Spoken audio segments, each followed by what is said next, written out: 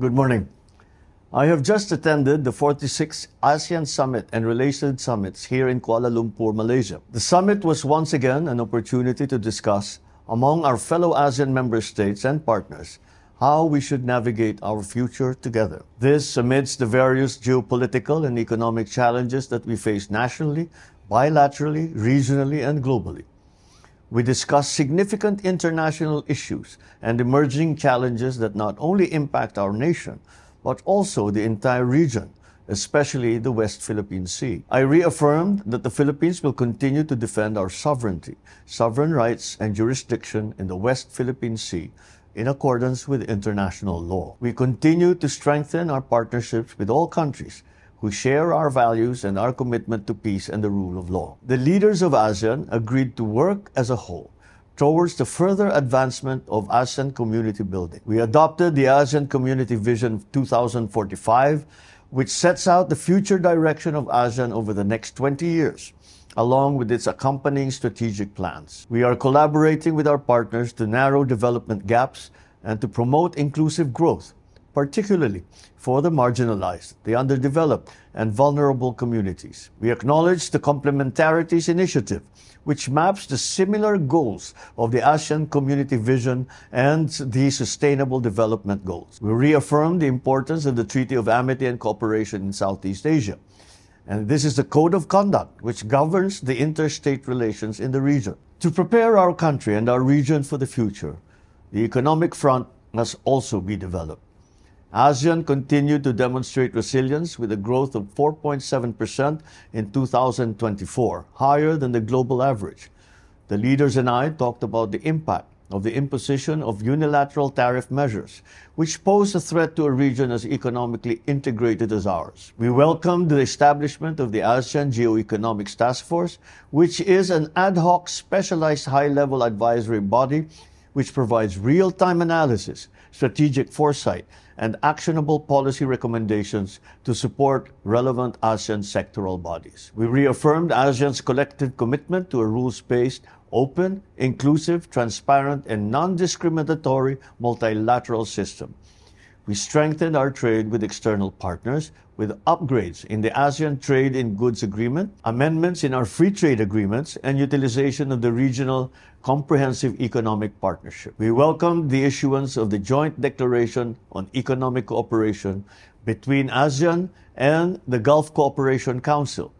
We look forward to its effective implementation. We welcome the progress in trade and customs, sustainable investment guidelines, mobilization of green financing, multilateral power trade, support to micro, small, and medium enterprises, and sustainable tourism, mining, and agriculture, among others. In line with the Philippines' commitment to the development of a common regional framework for ethical and responsible artificial intelligence aligned with ASEAN values, we noted the ongoing development of the Declaration on the establishment of the ASEAN Artificial Intelligence Safety Network. This is a crucial step to institutionalize AI safety, ethics, and governance principles. This economic development goes hand in hand with strengthening the socio-cultural community. We discussed the progress achieved and actions moving forward for education, green jobs, migrant worker rights, civil service, and health. We adopted the ASEAN Creative Economy Sustainability Framework,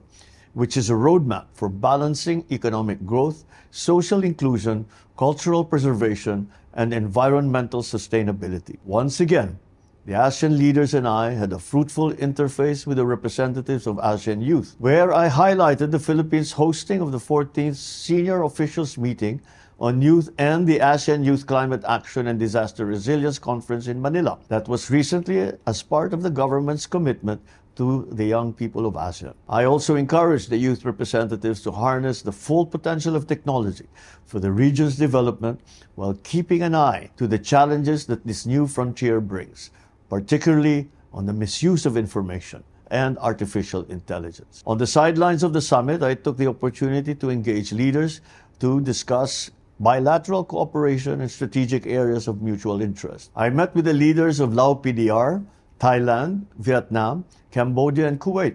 We reaffirmed commitment to strengthen bilateral relations and further advance cooperation on many fields of mutual interest, such as defense, maritime, trade, human resource and development, and education. I especially wish to note that we agreed to explore active ways to boost private sector investments. We expressed openness to cooperating on advanced technologies, AI, and the digital space. I emphasized that welfare, safety, and progress of Filipinos working and living overseas is of paramount importance to my administration. In all my bilateral engagements, one thing is clear.